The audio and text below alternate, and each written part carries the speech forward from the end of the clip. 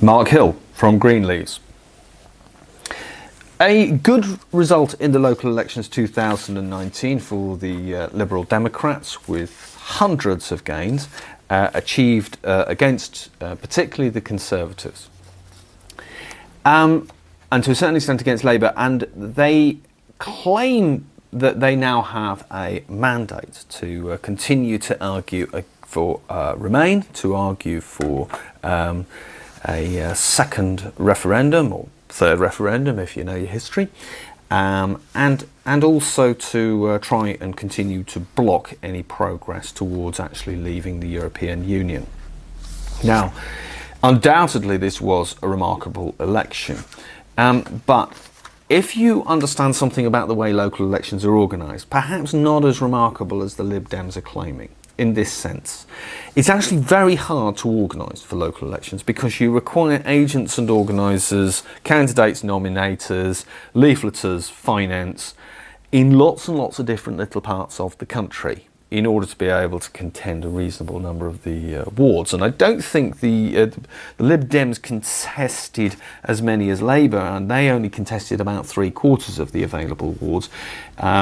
So clearly, even a major political party like the Liberal Democrats find that tough. On the back of this result, they're claiming that they have the momentum behind Remain. But in many cases, they will have been the only option for those that didn't want to vote either Conservative or Labour. Or potentially there was Labour, Conservative, Liberal Democrat and Green, and people perhaps not having confidence in the Green Party, which is an even smaller party than the Liberal Democrats, decided to back the Liberal Democrats because they were opposed to what Brexit policies the two major parties have actually delivered, certainly compared to their promise in their manifestos in the 2017 general election. The Liberal Democrats are taking the wrong conclusion from their vote swing. But their vote swing wasn't even that remarkable. At a total of 18% of the vote, this is the best showing by the Liberal Democrats since 2010, but it's well below their 1990s and 2000 the noughties figures, where they were achieving an average of 24%, which was then their springboard to eventually hold the balance of power with those MPs elected under Nick Clegg in the election of 2010, the general election. The Liberal Democrats are not looking as dangerous as they did back in the noughties.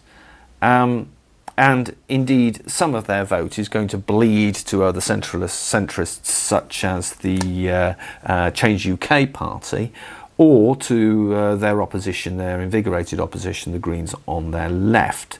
So they're not actually in as powerful a position as they think, and a lot of their vote swing was just general opposition rather than pro-Remain. And indeed, for anybody thinking of voting for the Liberal Democrats, perhaps think about the result if you end up with a Liberal Democrat MEP. You see, the debate in the EU is not particularly about Brexit. It's about the person that is going to end up holding the reins of power within the European Union Commission in place of Jean-Claude Juncker, whose term comes up this summer. And for the Liberal Democrats, that is an old acquaintance of ours, Guy Verhofstadt, who is a Belgian Liberal, who has campaigned here in the UK, I believe, during the local elections, and is seeking to re-establish his mandate in his home district. Now, he is somebody who believes in strong Labour migration. And that is, I think, a very good reason to want to oppose him.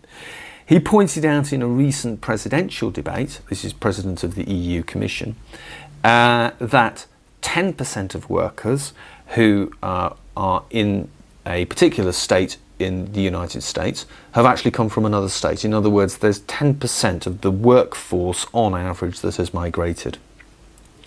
That is as low as 1% in the European Union. And he thinks that's a bad thing. He would ultimately like young workers to continue to drain from the poorer parts of the European Union which do not have work, to those areas which are wealthier, perhaps the metropolitan, the more industrialised countries, Germany, France, perhaps Italy, that have got work, and he would like that ratio to increase.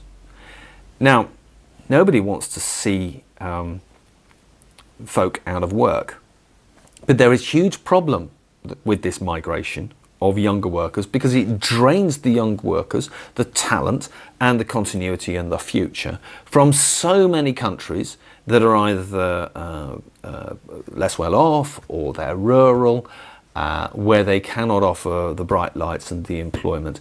Ultimately, he is cheering on the centralisation and the globalisation, which is so damaging for so many countries, and also particularly within the European Union, particularly as it's been reinforced with the single currency. Now, all of this was predictable when those of us on the left and the Greens opposed the idea of the single currency on the grounds that it was going to be centralist. Here is Guy Verhofstadt, who is the leader of the ALD group within the European Parliament, actually proudly claiming that this is a good thing. I think Guy Verhofstadt would be a poor European Union president, and therefore I would like to discourage you from voting for Verhofstadt indirectly by electing Liberal Democrat MEPs here from the UK to vote for him.